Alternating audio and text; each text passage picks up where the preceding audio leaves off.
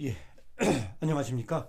오늘은 키르케고르의 제자도 제5강입니다. 다섯 번째, 주제는 관대함입니다. 관대함. 복음의 관대함. 기독교의 관대함은 어디에 있는가? 결론적으로 말씀을 드리고 넘어가자면, 드레베카파와 공중의 새를 보라고 말씀하셨습니다. 마태복음 6장에 나와 있습니다. 그래서 우리가 마태복음 6장 24절, 마태복음 6장 24절을 지난 시간에 저희들이 나눴습니다. 우리가 나눴는데, 누가복음 6장 24절은 한 사람이 두 주인을 섬길 수 없다. 이렇게 이야기를 하고 있습니다. 그래서 이 말씀을 통해서 우리는 예수 그리스도의 모범의 유일성에 대해서 이야기를 나눴습니다. 예수 그리스도의 모범의 유일성. 어떤 모범의 유일성입니까? 이 세상에 단 한 주인을 섬긴 유일한 모범으로서의 예수 그리스도입니다. 한 주인을 섬긴 것처럼 보인 정몽주도 결국은 따지고 보면, 엄밀하게 얘기하면 한 주인을 섬긴 것이 아니라고 말씀을 드렸습니다. 그런데 복음은 여기에서 조금 어려운 부분이 있습니다. 산상수훈의 윤리는 사람이 지킬 수 없는 윤리 같습니다. 만약에 이거를 지키라고 강요를 한다면 어떻습니까? 설교자는 사람이 지킬 수도 없는 윤리를 지키라고 강요해야 하는 그런 복음이 되고 맙니다. 그런 복음은 얼마나 잔인합니까?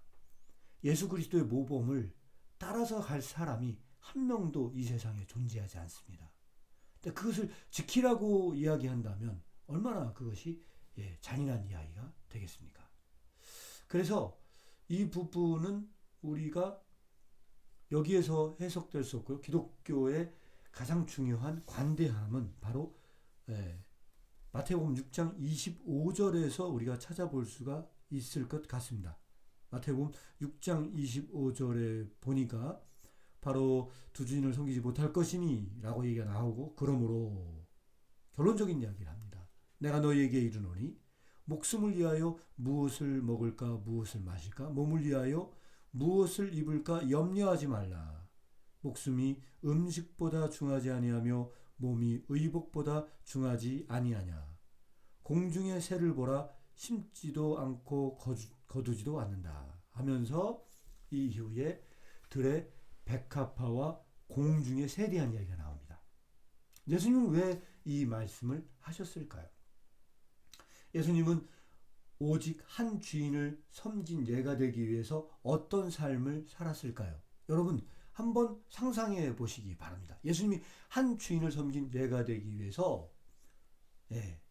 예수님은 결국은 부모도 없이 조상도 없이 이 세상에 왔다는 겁니다. 바로 이게 복음의 이야기입니다. 예수님은 그 한 주인을 섬긴 모범이 되기 위해서 얼마나 힘들고 어렵고 그 고달픈 길을 가야 했는지 우리는 익히 다 알고 있습니다. 하지만 이 모범을 따라가기엔 인간은 어떻습니까? 인간은 가랑이가 찢어집니다. 그래서 복음은 이 부분은 좋은 소식이 될 수 없다고 말씀을 드렸습니다. 그러면 복음의 관대함은 다른 데서 찾아야 합니다. 복음의 관대함은 예수 그리스도의 모범이 아니라 우리에게 다른 모범을 주셨다는 점에서 복음은 부드러워진 겁니다. 그 부드러워진 다른 모범이 있다면 그 모범이 바로 들의 백합화와 공중의 새입니다. 들의 백합화 공중의 새는 우리에게 주신 예수 그리스도를 제외한 다른 모범입니다. 내가 한 주인을 섬긴 유일한 예다. 내가 이렇게 한 주인을 섬겼으니 너희들은 다 나를 닮아라 라고 이야기를 한다면 결국은 굉장히 힘들고 어려워집니다. 그러나 주님은 그렇게 말씀하시지 않으셨습니다. 이 6장 24절에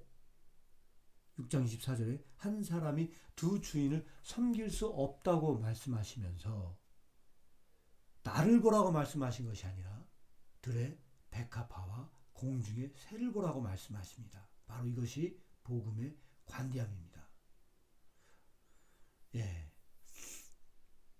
이 이면에는 아마 이런 이야기가 숨어 있을 겁니다. 나를 보지 마. 나를 보면 너무 힘들어질 거야. 그러니까 이 순간에 나를 생각하지 말고 저 들의 백합화와 공중의 새를 생각해봐. 하지만 이것은 농담처럼 들립니다. 예, 이 농담 같은 진지함, 이 농담 같은 진지함, 이 농담의 진지함이 숨어 있다는 걸 본 자에게 복이 있습니다. 이 농담 앞에 진지해지는 자에게 복이 있습니다. 이 농담을 통해 복음은 훨씬 더 부드러워졌습니다. 따라서 이 지점은 복음이 부드러워진 영역입니다. 여러분, 참새가 교수가 될 수 있다고 생각하십니까? 참새가 우리의 선생이 될 수 있다고 생각하십니까? 여러분들이 밖을 나가 보십시오. 그리고 많은 사람들에게 참새가 우리의 교수가 될 수 있다고 얘기해 보십시오. 어떤 반응을 보이겠습니까? 사람들은 아마 깔깔대고 웃을지도 모를 일입니다. 그런데 이걸 한번 생각해 보시기 바랍니다. 참새가 오늘은 우리의 교수이지만 내일은 결국 한 아사리온에 팔려 구워져서 사람들의 먹잇감이 되어야 합니다. 복음은 이렇게 이야기합니다. 마태복음 10장 29절에 참새 두 마리가 한 아사리온에 팔리지 않느냐. 그러나 너희 아버지께서 허락지 아니하시면 그 하나도 땅에 떨어지지 아니하리라.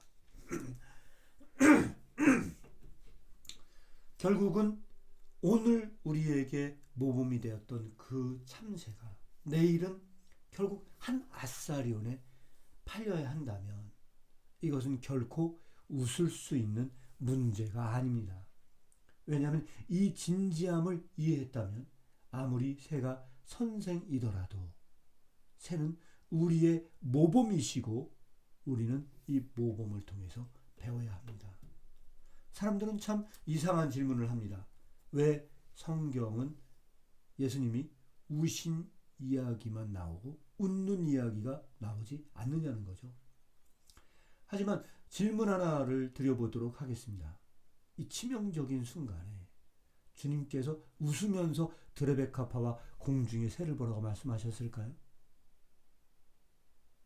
주님께서 들의 백합화와 공중의 새를 보라고 말씀하셨을 때 주님의 그 삶 여정 가운데 있어야 할 그 치명적인 위험을 전혀 모르고 계셨을까요? 주님께서는 나면서부터 자신의 운명을 아셨던 분이십니다. 들의 백합화와 공중의 새를 보라고 말씀하셨을 때 주님은 그 순간에 자신의 삶에 놓여야 할 어마어마한 고난의 길을 알고 계셨을 것입니다. 그런데 그 순간에 웃으면서 주님께서 들의 백합화 공중의 새를 보라고 말씀하셨을까요? 주님은 농담 같은 진지함으로 말씀하셨을 것입니다. 왜요? 바로 주님께서 가는 그 본받음의 길을 가는 그리스도인들이 그분의 제자들이 가랑이가 찢어지지 않도록 사람의 마음에 상처를 주는 일이 없도록 깨지기 쉬운 그릇이 깨지지 않도록 들의 백합화와 공중의 새를 보라고 말씀하셨을 것입니다. 이 관대함은 아주 거룩하고 부드럽습니다.